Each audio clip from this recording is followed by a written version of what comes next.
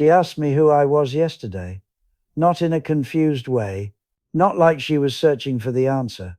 She just looked at me with these calm, patient eyes and said, "You seem like a nice man. Do you work here?" I was holding her hand when she said it. I've held that hand for 63 years. My name is Eugene Walter Carpenter.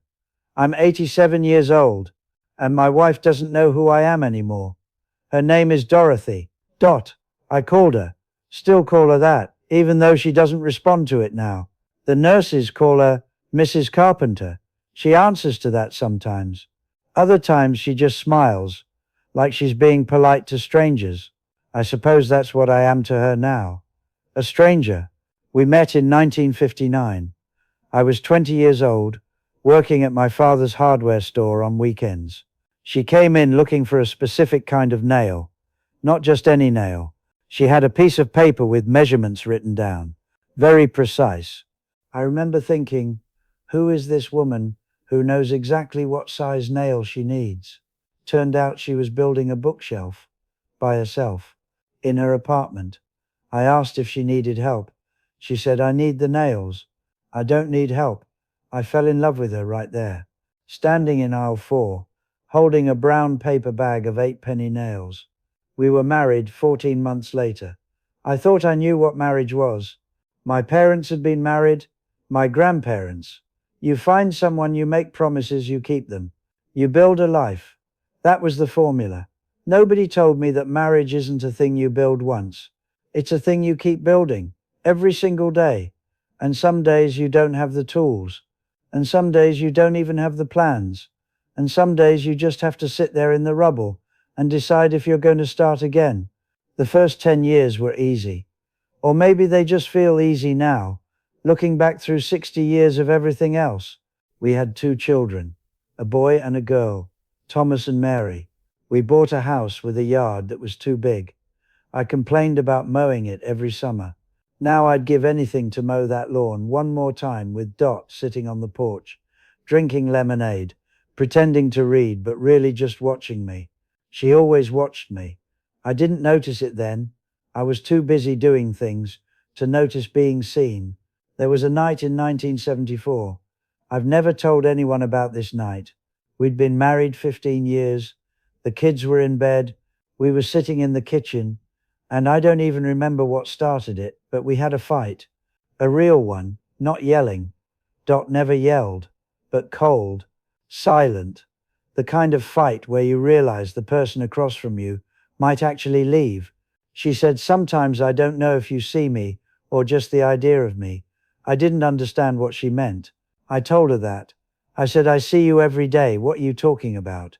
She just shook her head and went to bed. I stayed up watching television, some old movie I can't remember. I told myself she was being dramatic, emotional, that it would blow over. It did blow over. We didn't talk about it again for almost 30 years.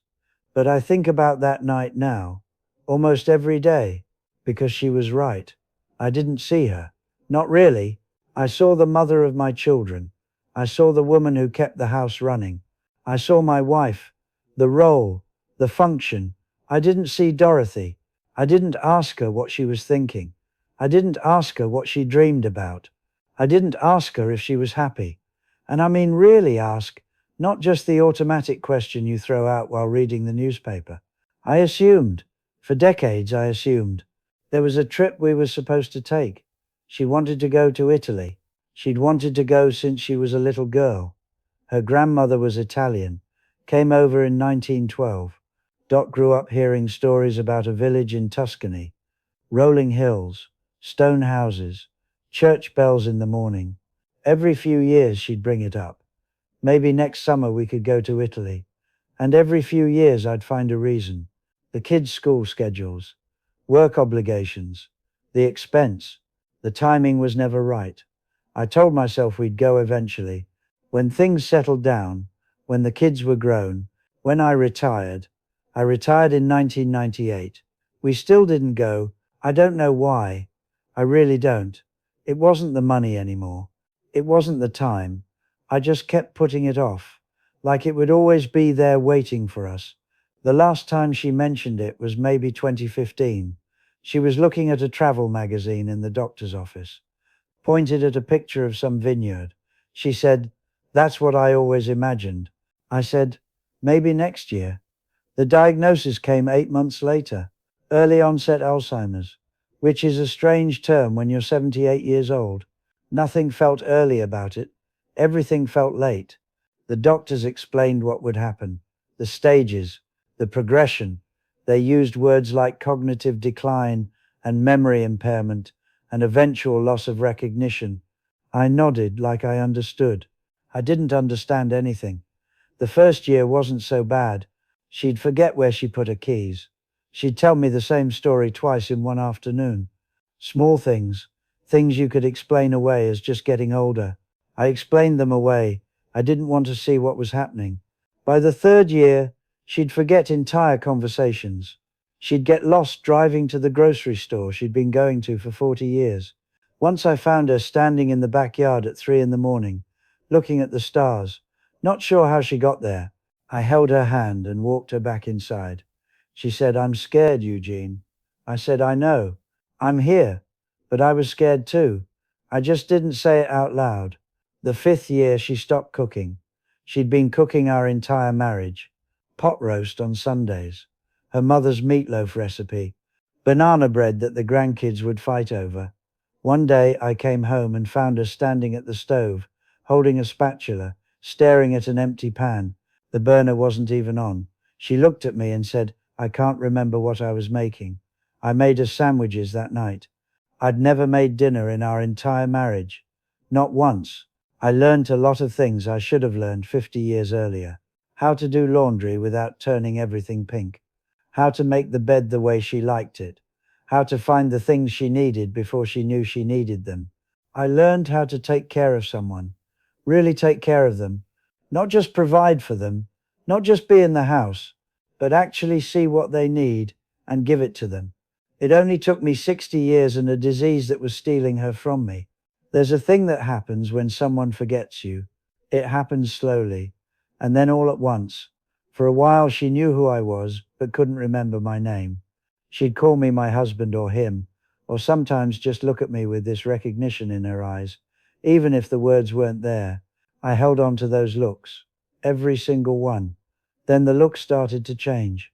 She'd seem confused when I walked in, like she was trying to place me, like I was someone she'd maybe met once at a party years ago.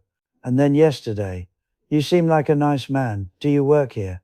I didn't correct her. I didn't say, "Dot, it's me, it's Eugene. We've been married 63 years. I just said, "I'm a friend. I'm here to visit you." She smiled. That same smile from aisle 4 in 1959. "That's nice," she said. "I don't get many visitors." I sat with her for 3 hours. We didn't talk much. I held her hand, and she let me, this stranger who seemed nice, this man who worked here. When I left, she waved at me, a polite wave, the kind you give someone you might never see again. I cried in the parking lot for 45 minutes. The thing I keep thinking about is all the time, all the mornings I left early for work without saying goodbye properly, all the evenings I came home tired and just wanted to watch television, all the weekends I spent on projects that didn't matter while she was right there, waiting to be seen. We had 63 years. It sounds like a lot. People say that, 63 years. You're so lucky, what a blessing. And it was. It is. But 63 years is also just days, one day after another. And you don't get any of them back. I don't know how many more visits I'll have. The nurses say she's stable. But stable doesn't mean forever. Stable just means not today. I go every day now. I sit with her. Sometimes she seems almost like herself. And we'll have a conversation that feels real. And I think maybe it's coming back. Maybe there's still time. Then she'll ask me my name. And I'll remember that time moves in one direction. And it doesn't care what you wish for. I bring her flowers sometimes. Daisies. They were her favorite. She doesn't remember that they're her favorite. But she smiles when she sees them. That's enough. I read to her old books she used to love. Jane Austen. She could recite whole passages from Pride and Prejudice when we first met. Thought she was the most sophisticated woman I'd ever encountered. She doesn't remember the words now, but sometimes she closes her eyes, and I can see her listening, really listening, like the sound of my voice means something even if the words don't. I tell her about Italy. I describe the pictures I've looked up online, the rolling hills, the stone houses, the church bells in the morning. I tell her we went there together, that we walked through vineyards and drank wine on a terrace overlooking the valley, that she cried when she saw her grandmother's village. I don't know if she believes me. I don't know if she understands. But when I tell her, she smiles. And I think maybe that's the trip we finally took. The one that only exists in words I say to her in a room that smells like antiseptic and flowers. Maybe that's the only Italy we'll ever have. People ask me how I do it. Family, friends, even the nurses sometimes. How do you come every single day? How do you sit with her when she doesn't even know who you are? I don't know how to answer that. She's my wife, she's Dorothy. She's the woman who knew exactly what size nail she needed. She's the mother of my children. She's every breakfast and every dinner and every night for 63 years. The fact that she doesn't remember doesn't mean I forget. I carry enough memory for both of us now. That's not a burden. That's a privilege. Maybe the only real privilege I've ever had.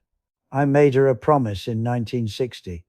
I said the words everyone says, in sickness and in health, for better or for worse, till death do us part.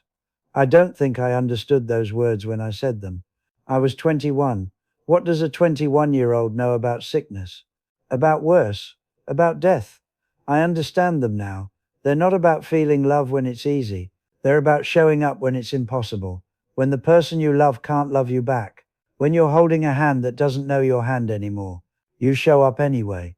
Not because you're supposed to, because there's nowhere else you'd rather be. I'm 87 years old. I've had heart surgery twice. My knees don't work like they used to. Some mornings it takes me 15 minutes just to get out of bed. But I get out of bed every single day because she's waiting, even if she doesn't know she's waiting, even if she thinks I work there. She's still waiting, and I'll keep showing up until one of us can't anymore. Last week, something happened. I was sitting with her, holding her hand, not saying anything. The television was on, but neither of us was watching it. And out of nowhere, she squeezed my hand. Not a reflex, not an accident, a real squeeze, like she was trying to tell me something. I looked at her, and her eyes were clear, clearer than they'd been in months. She said, "I don't know who you are, but I know you're important." Then the moment passed. The fog came back. She went back to watching the television, or not watching it, lost in whatever world she lives in now. But she knew, somewhere, in some part of her that the disease can't touch. She knew. I carry that moment with me. I take it out and look at it when things get hard. When she asks if I work there. When she waves goodbye like I'm a stranger. She knows I'm important. That's enough. It has to be enough. I don't know who's listening to this. Maybe you have someone you love. Maybe they're still here, still remember your name, still know exactly who you are. If that's true, I want you to understand something, not as advice, just as something I know now, that I wish I'd known 60 years ago. The time you think you have isn't the time you actually have. The trip you're planning to take someday might not happen. The conversation you're putting off might never get finished. The person sitting across from you, right now, today, they won't always be there. They won't always know your name. They won't always remember that you're important. See them now, while you can, while they can see you back. I go to see Dorothy again tomorrow. Same time, same chair, same flowers. If the gift shop has daisies, she'll probably ask if I work there. I'll probably say I'm a friend. We'll sit together, and I'll hold her hand, and I'll tell her about Italy. And for a little while, that will be enough. It has to be. Thank you for listening to me. I'm just an old man in a parking lot, talking into a phone, trying to say things I should have said decades ago. If anything I said mattered to you, I'd be grateful to hear it. Not because I need to know, but because it helps to remember we're not alone in these things. And if you want to hear more, I'll keep talking. For as long as I'm still here, for as long as she's still waiting,